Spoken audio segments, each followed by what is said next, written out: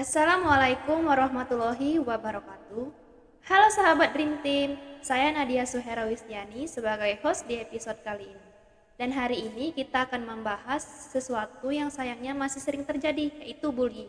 Nah, tentunya saya tidak sendiri, saya ditemani oleh narasumber kita, yaitu salah satu siswa aktif Palkomtek Lahat. Siapa lagi kalau bukan Kamelia Utari. Halo Kak, gimana kabarnya? Alhamdulillah baik. Kak Nadia sendiri kabarnya bagaimana? Alhamdulillah baik juga Kak. Sebelum kita masuk ke topik utama, aku penasaran nih kesibukan kakak akhir-akhir ini apa aja? Untuk kesibukan akhir-akhir ini cuma membantu orang tua aja Kak, seperti memberes-beres rumah, masak, tapi juga diselingi dengan aktivitas untuk mengajukan formulir untuk PKL. Karena di akhir bulan Februari ini, insya Allah saya akan melakukan PKL Kak. Kalau boleh tahu kakak PKL di mana? Untuk saya sendiri itu PKL-nya di Seksu, itu di tempat saya karena menurut saya itu tuh lebih mudah terjangkau sama saya aja Kak. Jurusan apa kak? Untuk jurusan saya ngambil jurusan programming. Oh programming, coding ya kak. Iya. Di tengah segala aktivitas, apa sih yang bikin kakak semangat tiap hari? Hmm. Motivasi saya untuk lebih semangat tiap harinya yaitu karena orang tua saya sih Kak, lebih tepatnya. Ya itu poin utama. Ya. Ada lagi kak? Untuk sejauh ini nggak ada sih Kak, yang orang-orang terdekat saya nggak ada, cuman untuk orang tua dan keluarga aja. Kemarin kakak alumni mana sebelum kursus ke Palkomtek Lahat? Kebetulan saya alumni dari SMA Negeri 1 Kikim Timur Kak. SMA Negeri 1 Kikim Timur. Di Ya, mana kak? itu di Jalan Simpang Muara Danau, Kecamatan Kikim Timur Kak. Nanti Oh, kakak searching aja di Google Maps. oke. Di kakak punya teman baik nggak di sana? Untuk teman baik atau sahabat sih saya rasa saya ada, tapi itu dikit ya Kak. Tapi untuk teman, saya berteman dengan semua orang Kak. Menurut kakak dari banyaknya teman kakak nih, siapa yang paling kakak percaya atau yang paling kakak seneng? Itu ada, tapi saya nggak bisa sebut inisialnya ya Kak. Oke. Itu ada dua orang teman saya yang menurut saya itu dapat dipercaya, tempat curhat lah, bisa dikatakan seperti itu ya Kak. Eh, kakak dan teman-teman kakak pernah nggak jadi pelaku atau jadi korban bullying? Untuk SMA kan saya udah bilang bahwa saya berteman sama semua orang, sama siapa saja, saya nggak memilih-milih teman nih Kak. Tapi saya waktu SMA, biasa kan anak SMA Kak, umurnya masih labil-labilnya dan juga suka ikut-ikutan, semisalkan teman nih kayak satu circle seperti itu ya Kak. Iya. Kayak dia baik, kita juga ikut baik. Dia jahat, kita juga ikut jahat. Pokoknya semasa SMA itu masa labil-labilnya suka ikut-ikutan aja, tapi untuk pelaku utama dalam hal pembulian itu saya enggak Kak, rasanya enggak. Ngomongin soal bullying nih, menurut kakak seberapa besar sih dampaknya buat korban? Kalau dirasa ya dampak bagi si korban itu sangat besar Kak, sangat-sangat merugikan sekali karena itu bisa menyebabkan stres Kak. Terlebih lagi jika seseorang itu sudah ada masalah keluarga ditambah juga dengan bullying atau pembulian ini, bisa saja itu depresi sampai berakibat fatal Kak, menurut saya. Dan juga ya kak, dan juga ya kak, kenapa si bullying ini masih sering terjadi di sekitar kita? Padahal kan udah banyak kampanye anti bullying yang sudah dilakukan. Karena kurangnya kesadaran si pelaku ini, Kak. Walaupun sudah kayak dicegah, tapi tetap aja dilakukan. Itu karena kurangnya kesadaran pada diri sendiri, Kak. Oke. Dari pengamatan dan pengalaman kakak, apa langkah kecil yang bisa kita lakukan untuk mencegah bullying?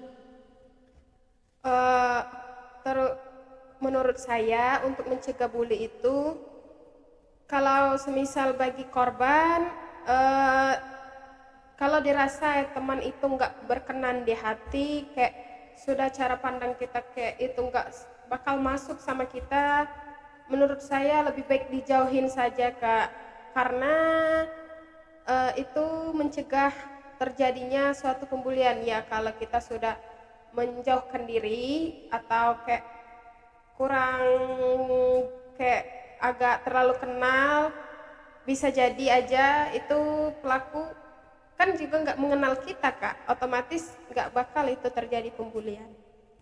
Kalau kakak sendiri pernah jadi korban bullying? Saya rasa saya pernah sih, Kak, cuman yang tadi sih cuman ikut-ikutan teman aja. Korban atau pelaku, Kak? Itu saya pelaku, Kak. Waduh,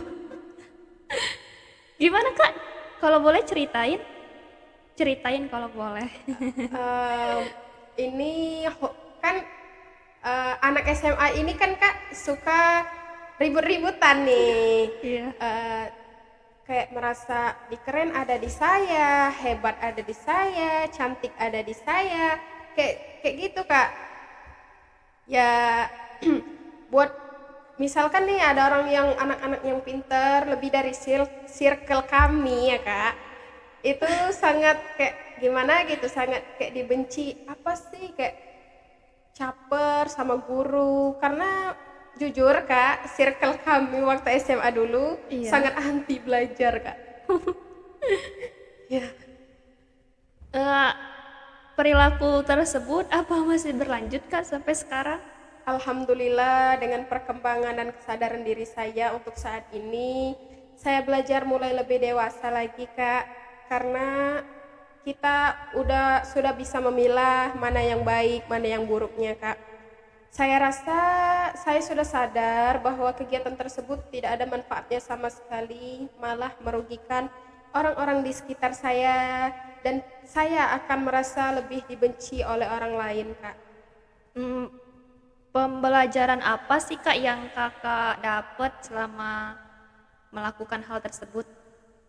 Saya mendapatkan begitu banyak pelajaran, seperti kayak dibenci orang, terus diberi sanksi, Kak, sama oleh guru.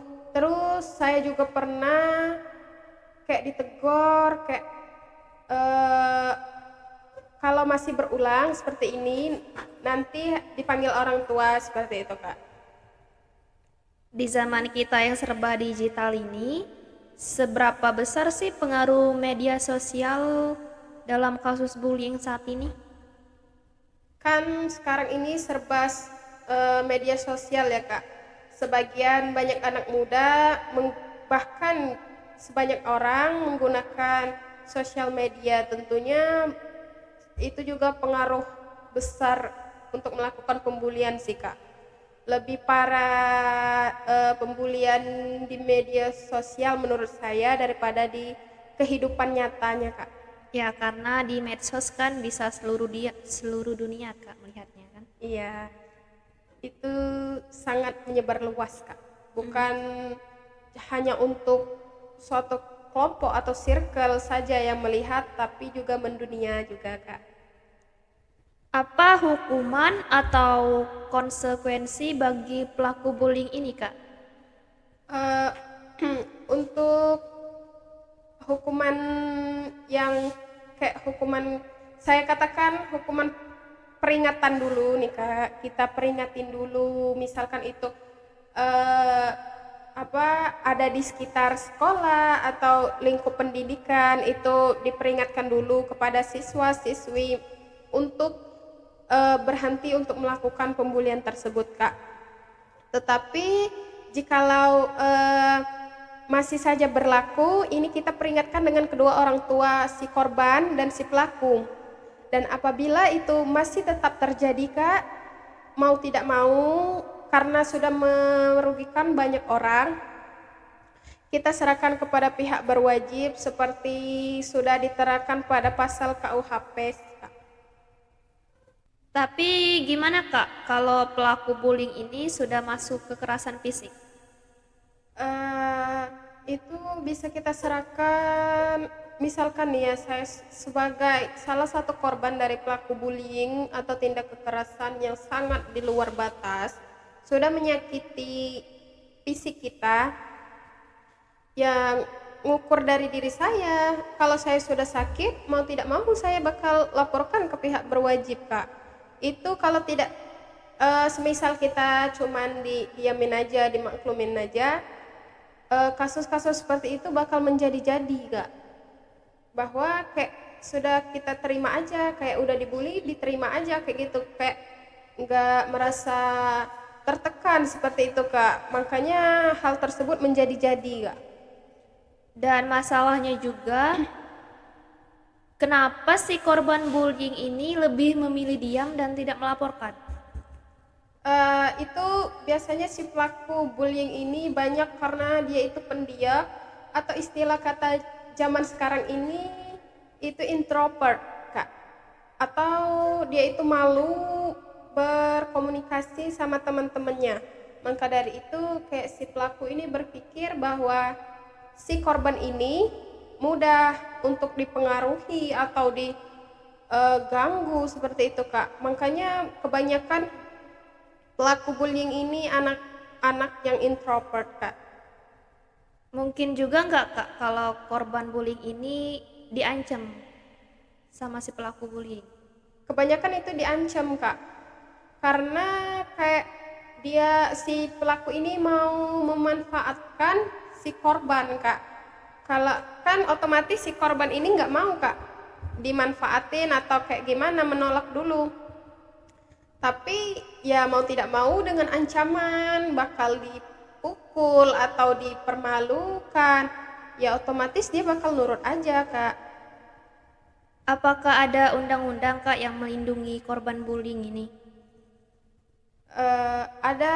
Ada suatu undang-undang yang sudah ditetapkan untuk berwenang untuk melindungi korban si bullying, Kak. Kan dari sekian banyaknya kasus, gimana sih biar kita bisa membangun kepercayaan diri anak agar mereka tidak menjadi korban bullying? Tips nih ya dari saya untuk anak-anak zaman sekarang supaya tidak mudah untuk menjadi korban pembulian itu, kita harus percaya diri aja dulu. Jangan apa-apa itu harus kayak ya udahlah, diam aja, kayak nurut aja, jangan, tapi jangan juga terlalu keras nih, Kak. Jangan juga terlalu kayak tahu semua hal, Kak. Pokoknya kita tergantung dengan lingkungan aja, Kak, dimana kita bergaul dengan teman-teman atau orang-orang. Kalau di lingkungannya mengharuskan kita untuk diam, ya kita diam, Kak. Tapi kalau di lingkungannya kita harus keras, kita juga harus bisa menjadi keras, Kak, supaya orang-orang ya tidak bisa memanfaatkan kita atau menjadikan kita tujuan untuk si korban bullying ini, Kak. Dan juga ya Kak, gimana caranya biar korban bullying ini bisa menghadapi dan melawan bullying ini? Tentunya untuk si korban bullying ini untuk bisa melawan atau menolak si pelaku itu tuh harus memperbanyak teman dulu, Kak.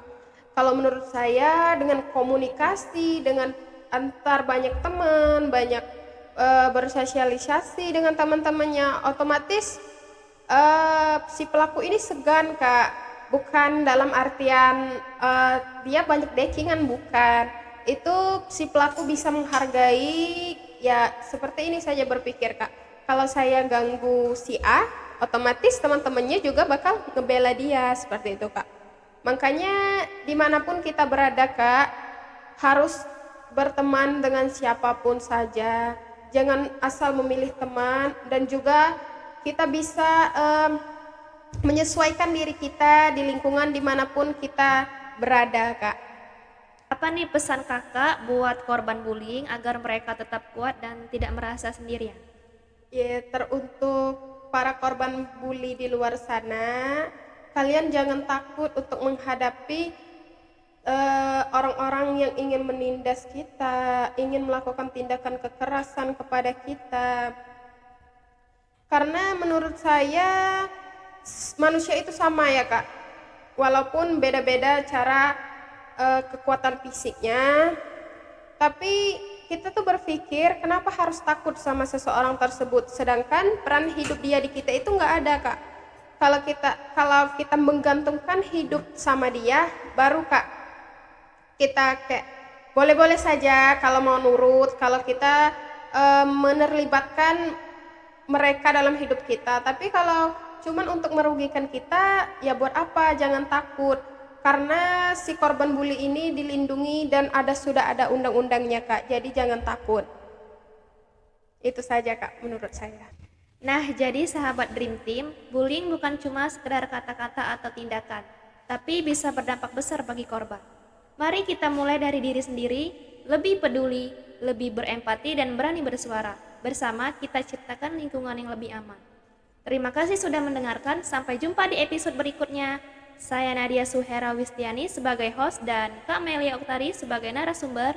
Sekian dari kami. Wassalamualaikum warahmatullahi wabarakatuh.